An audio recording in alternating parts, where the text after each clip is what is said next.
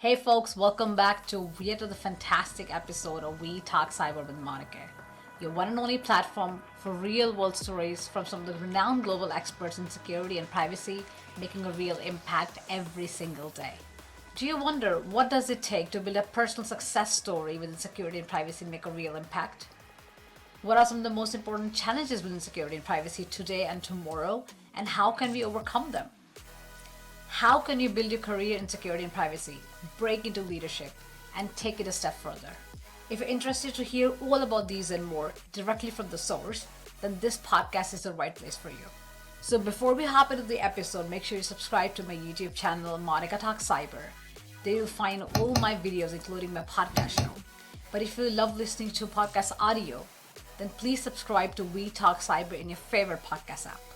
Do it right away so you don't miss any of these amazing conversations and real world stories. This is We Talk Cyber with Monica.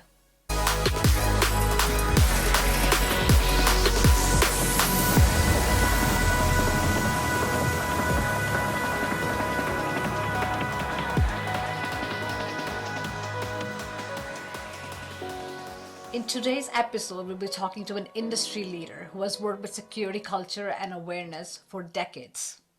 He's a security culture coach, an author, and creator of the Security Culture Framework. Today, we'll be talking to Roer on what is security culture and how do you define it? Does security culture start and stop somewhere? Are there any clear demarcations?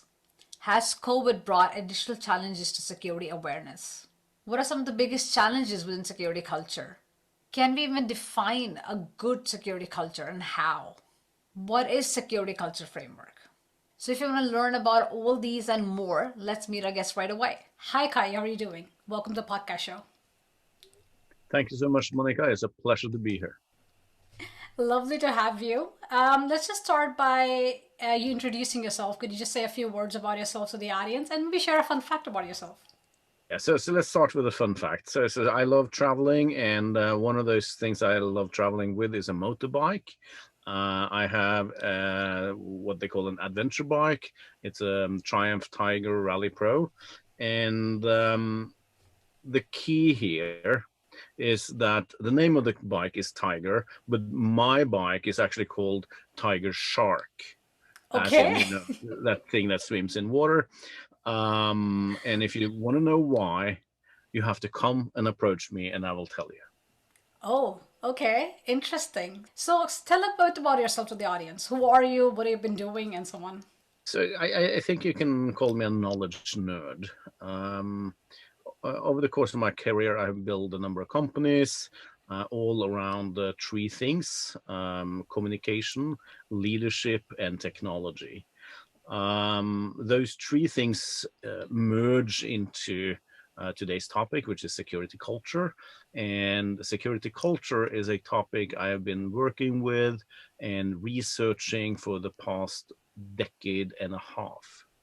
So let's hop right into it. Let's start by could you define what is security culture and why is it important? So let's start with the definition. That's the easy part.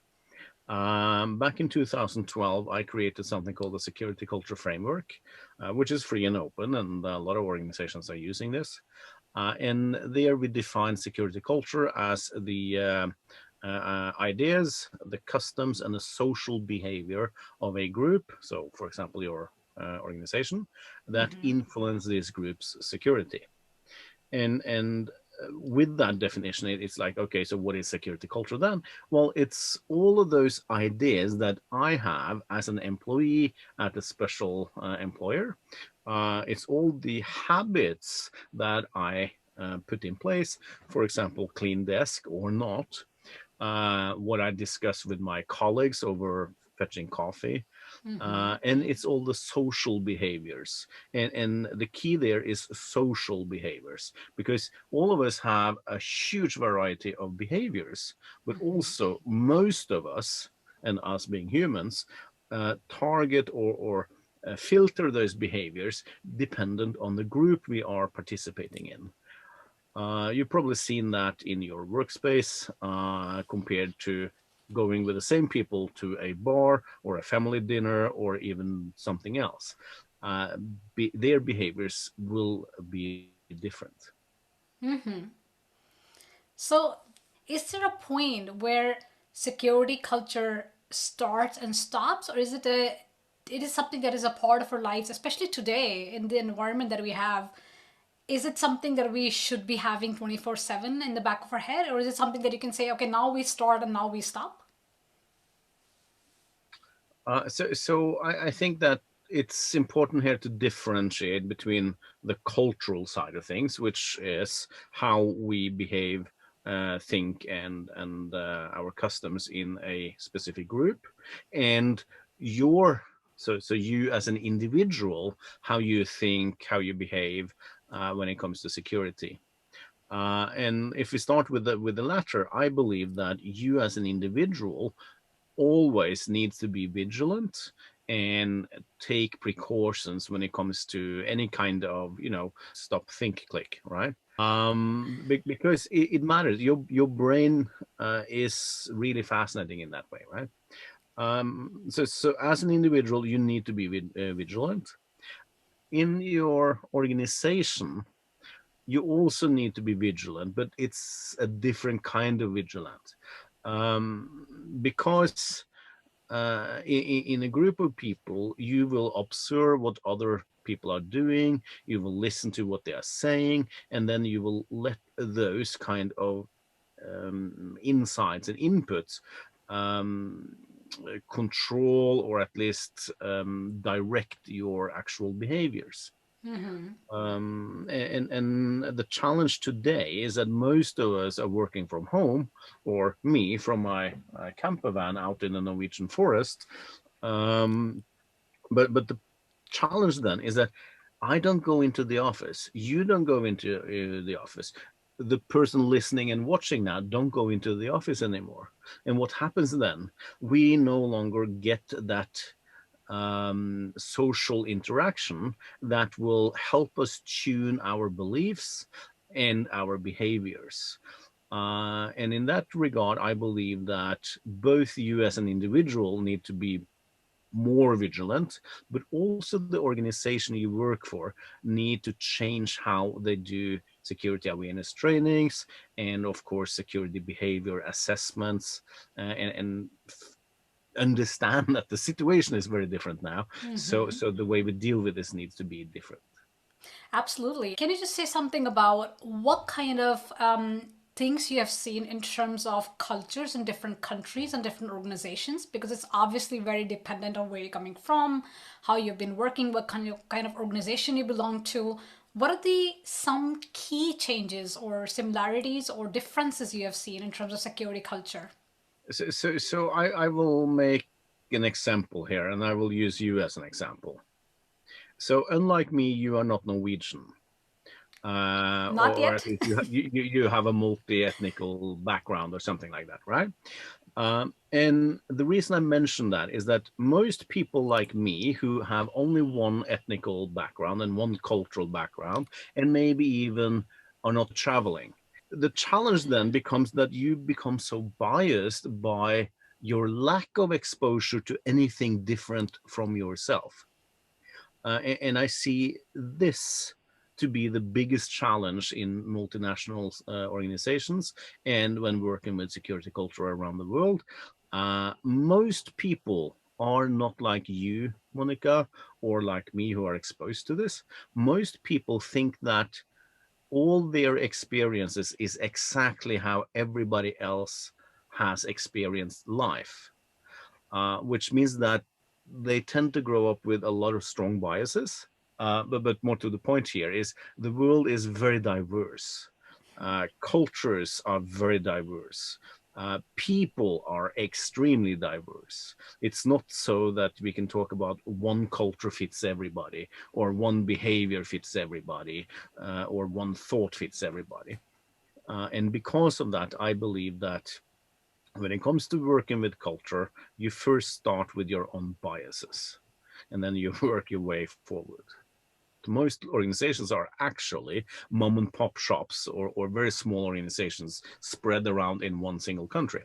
But those who are not, they very quickly face this multinational, multi ethnic, multicultural kind of challenge. And then, of course, it becomes, how do you deal with that? Well, open up your eyes, open up your world, be accepting that your worldview may not be the only correct one. And that's a very good point because I feel as I'm very much for diversity. I blog about diversity. I talk about a lot about diversity and inclusion. And I recently wrote a blog post also about that. We should do diversity and inclusion for the right reasons. That's one thing. It's not because we want to fulfill a quota. And the other important thing that I say quite a lot is diversity in not only what we see, but diversity also in what we hear. That's really my biggest mantra when it comes to diversity and inclusion.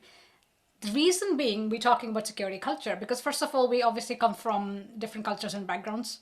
As you said, people have different opinions of how they grew up. It's good to have that broader mindset, but it also helps us learn a bit more about try different things and see what fits. Because, as you said, one size doesn't fit all. So now coming to security culture from that perspective, obviously companies do face challenges, right? Either because, as you said, they are just very narrow in the way they think, or for the ones that have multicultural corporations, then the challenge is how do you find the right culture for their organization? Because I mean, people come from different backgrounds, different thinking, different opinions. How do we find that? So, what are the biggest challenges you have seen around it, first of all, and what are your experiences with it? I think that the biggest challenge I see are when people are so biased with their own perspective that they don't actually see that there are different perspectives. That's for me number one.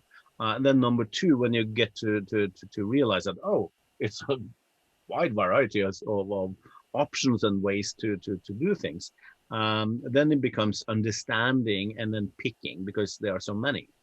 Um, in my preferred way of dealing with multicultures is to not create one single culture that is you have to do exactly like this or you don't fit in, but instead leveraging that diversity, focusing on the goal that we are trying to achieve.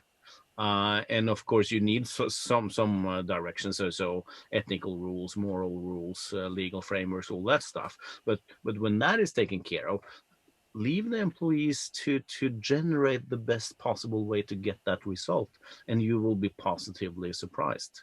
Right? Okay, so what are the key elements in your understanding for building a good security culture that fits the organization? Well, first you need to figure out where you are today, right? So you need to have an idea of, am I here in the forest of Norway, or am I in New York, or am I on the moon? Right? Before you have a good way of observing, measuring, and documenting your current situation, your as is for the ESO fans here, it's difficult to know that you achieved what you want. So you need to start there, document what you have. Then, of course, you need to figure out how can I best, using the tools available, describe the to be, the future situation, that culture you would like to see. And again, I always strongly recommend, I think is a word here, that one use the same language and the same kind of metrics for that future situation. But then comes a challenge. For many people, especially if you have a project kind of background, you think that, okay, when I have set that target goal, I work to get there. And when I get there, I'm done. Yay, hooray. But a big shock here, culture don't work like that. So one of the challenges, if you like, in that perspective, with culture is that culture is plastic. Plastic means that it is flexible, it moves, it changes, it adapts. And to make it even more interesting from my perspective, or complex for other people, it has a two-way direction. So the culture, that group, influence the individual members, right? So that's easy. But the interesting factor is that also the individual members influence the culture. So it's not a one-way street; it's a two-way street, and that makes it more difficult to control, if you like, and it makes it very important to understand that this thing is in constant change. If there's one thing we can say about culture is that it is changing. Yeah, and rightly so. I mean, we need to also adapt mindset as we go with time, and that's also something we generally say about security. I mean, things that worked yesterday not necessarily will work today the same way. Look at even cloud. I mean, just moving from the on-prem to cloud, it's not about just moving your data from your servers to somebody else's server. You have to have a completely different mindset of what that actually entails, not only from a security perspective, but also from a risk and a legal perspective. I mean, there's so many, it's multifaceted, right? So, my question really is then, how do you even define good security culture? What is good? That's an excellent question. There are two ways of answering that question. The pragmatic or difficult, if you like, is to say that, well, that actually boils down to you. You have to figure out what good means to you, and in this context of security culture. And if you choose to go that road, which fine, you can do that. I strongly suggest that you look at a specific set of behavior, but remember the plasticity, and the norms and ideas that you want your organization to have. But the other approach of defining good security culture is to use a security culture survey and have a score of 80 or above. Then you actually know that you have a good security culture using a validated and reliable measurement instrument. Interesting. Tell us more. What is this 80 and more? Some years ago, I teamed up with some very smart people, and we created an instrument to measure security culture. Of course, back then, first time you do stuff, people will tell you it's not possible to do that. But we did. We have validated it, and we have measured it a number of times. Basically, we went from 139 different questions down to a core set of 28 over the course of 3.5 years, I think, or 2.5 or 3 years. Which means that we have a very accurate way of measuring security culture based on a specific definition. And then we take the results here, which comes in on a scale from 0 to 100. 100 is best. And you would think that if you're above, average, so above 50, you would be good, but no. You need to have a certain level before you can actually see that you are good. And in the beginning, this was a hypothesis we had that 50 is not good. It's probably the opposite. But where do you become good? We thought maybe around the 80 mark, but we didn't really know. A few years later, my company was purchased by KnowBe4. And in that merger, one of the things that happened was that so my team were getting access to a lot of additional data. One part of that data is actual user behaviors. Interesting. Very fascinating, right? So now we are able to look at employees from around the world, and we are talking millions of employees from around the world, and how they behave when it comes to security culture. One example is phishing. Will the employees open the phishing email? Well, most of them do. And it's because we usually open the email to see what it is, right? And then a subset of those people who open, clicks on it. And then a subset of those again enter credentials. So with that kind of data on actual behavior and our security culture score with the same people, right? So we are tracking the same individuals, and their organizations. And then what we did was to look at the actual behaviors and the security culture scores of their employer.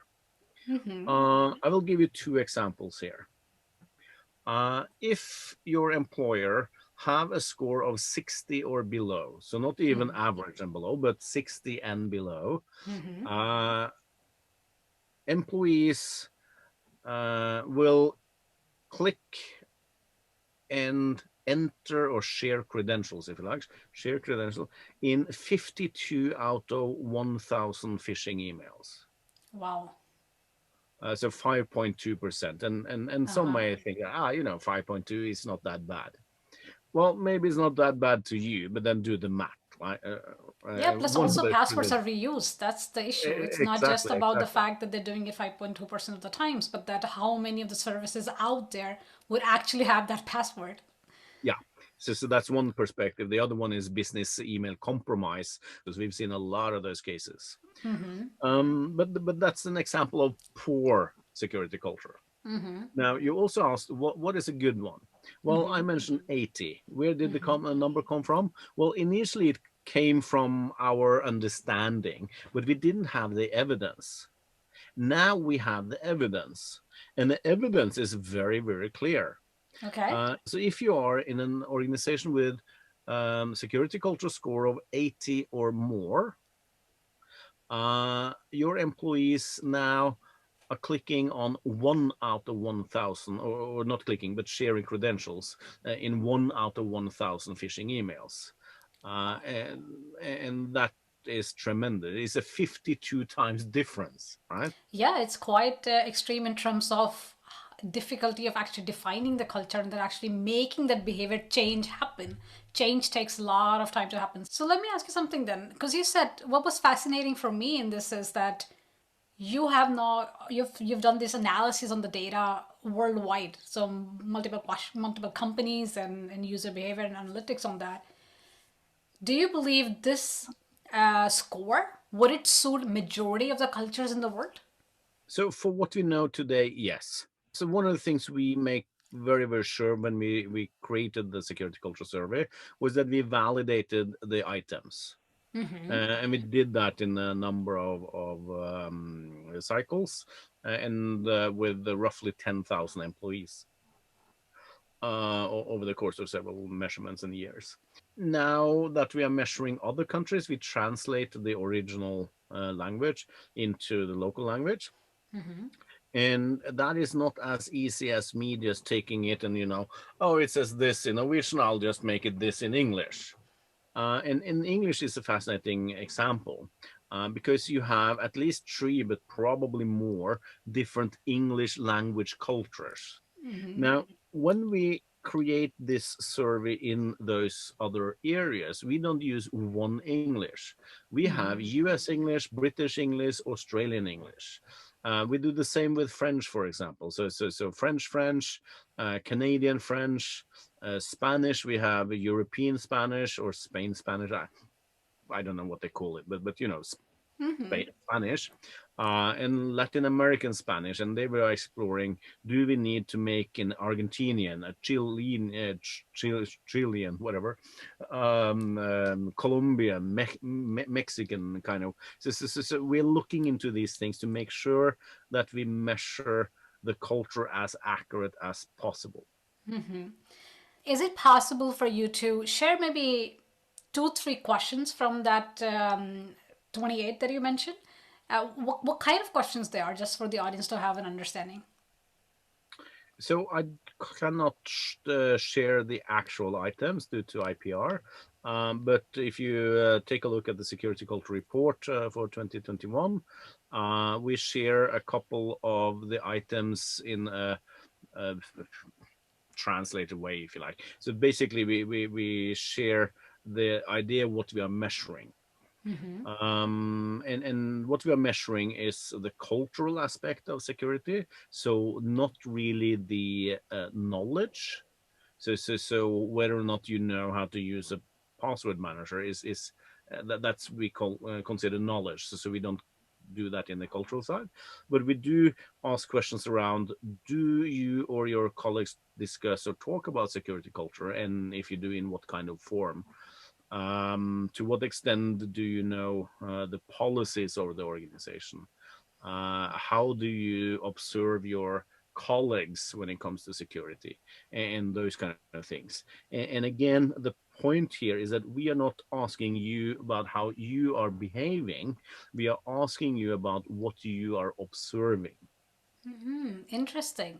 So that gives you basically insight into not only one person, but everybody's perspective of what's happening in the organization. And that helps you basically understand and score the security culture of the organization in a way, what I understand.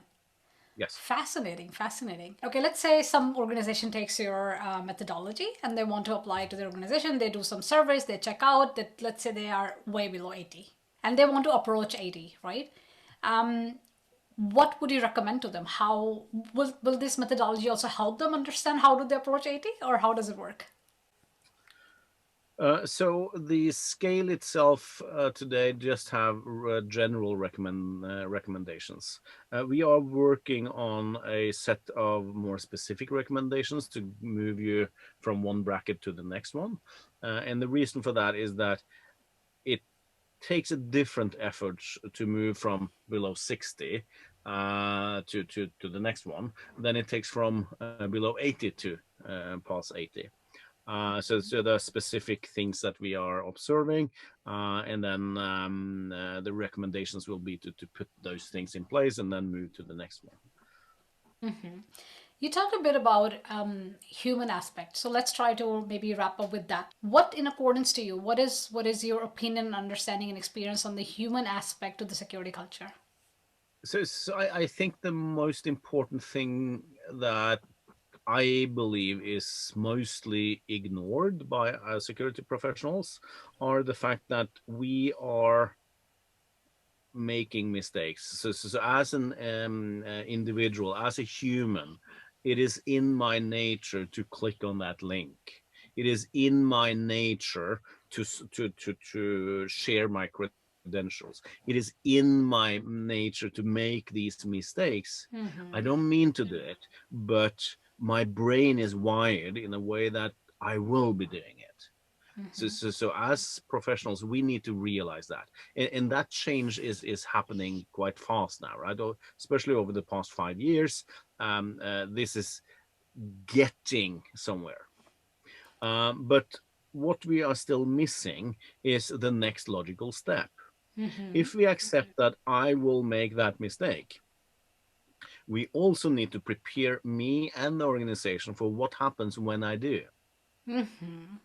So I need to know, what do I do when I realize that I have actually shared my credentials?